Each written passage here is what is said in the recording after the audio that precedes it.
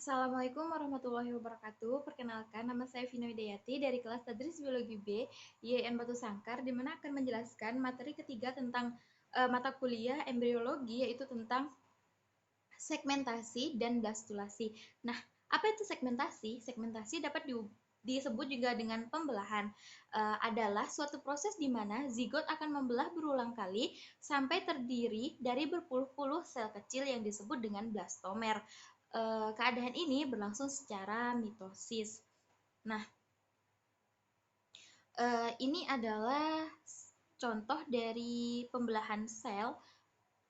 Selanjutnya yaitu menurut Blansky, ciri-ciri segmentasi yaitu yang pertama adanya transformasi zigot, yang kedua ukuran embrio tidak berubah, yang ketiga bentuk umum embrio tidak berubah, yang keempat adanya transformasi substansi sitoplasma.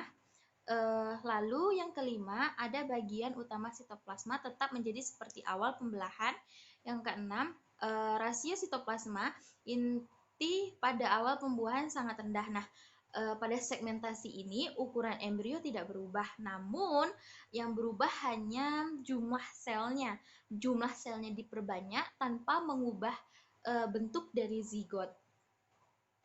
Setelah itu, ada 4 bidang segmentasi. Yang pertama, meridian, vertikal, ekuatorial, dan latitudinal. Nah, meridian ini yaitu letak pembelahannya tuh ada di tengah-tengah.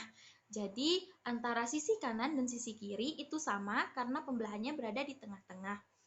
Nah, selanjutnya ada vertikal. Vertikal itu pembelahannya ada di samping.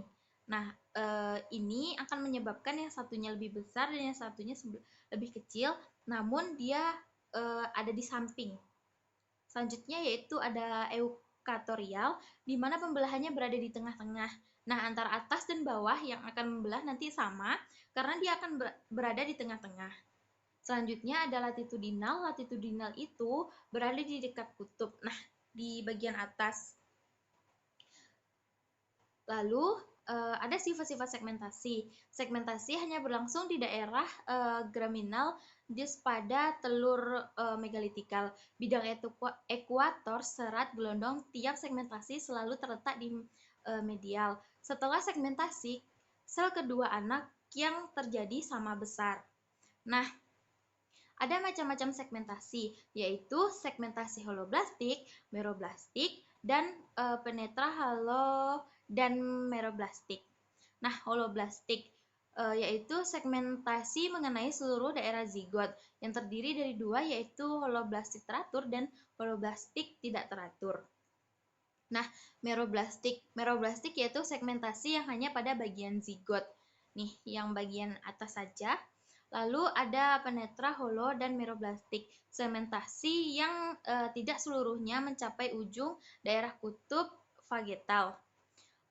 Berdasarkan simetri dan tipe pembelahannya, pembelahan pada zigot dapat dikelompokkan menjadi ada yang pertama radial holoblastik, spiral holoblastik, bilateral holoblastik, rotasional holoblastik, dikoidal meroblastik, dan pembelahan superficial monoblastik.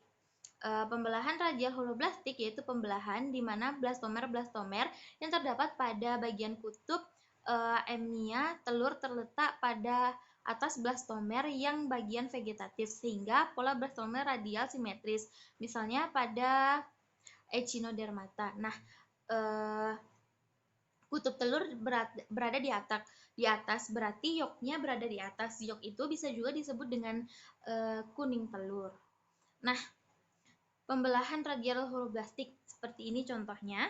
Lalu pembelahan spiral holoblastik, pembelahan di mana orientasi spendel mitosis bukan tegak lurus dengan sumbu anima vegetatif telur, tetapi orientasinya adalah miring hingga blastomer yang dihasilkan tidak terletak di atas atau di bawah blastomer yang lain. Contohnya pada Annelida, Turbellaria, dan semua jenis moluska.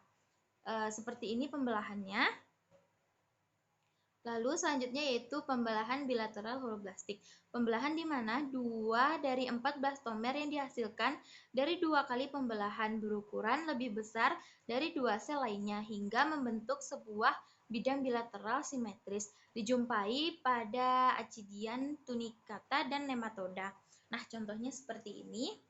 Selanjutnya yaitu ada pembelahan superfisi moroblastik di mana pembelahannya itu teracak karena memiliki yok teracak. Selanjutnya yaitu ada blastulasi. Blastulasi itu atau pembastulan adalah proses pembentukan blastula. Blastula adalah embrio yang memiliki rongga yang terbentuk saat sel-sel merula mengalami pembelahan terus-menerus. Rongga ini makin lama makin besar dan berisi. Nah, seperti ini. Nah, yang di tengah-tengah itu adalah rongganya, lalu itu adalah sel-sel blastodermis.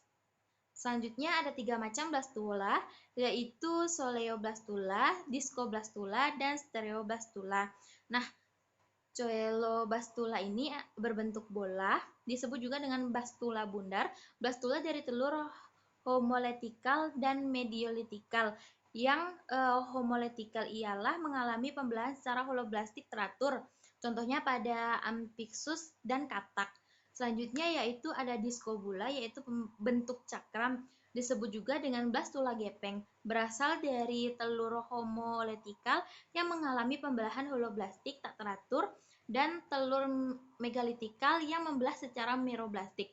Blastula berada di atas yok atau jaringan penyalur makanan. Nah, seperti ini adalah contoh dari irisan meridian discloblastula. Nah, selanjutnya yaitu stereoblastula, bentuk bola tetapi masif. Blastula ini berbentuk seperti bola, coleoblastula, tapi masif,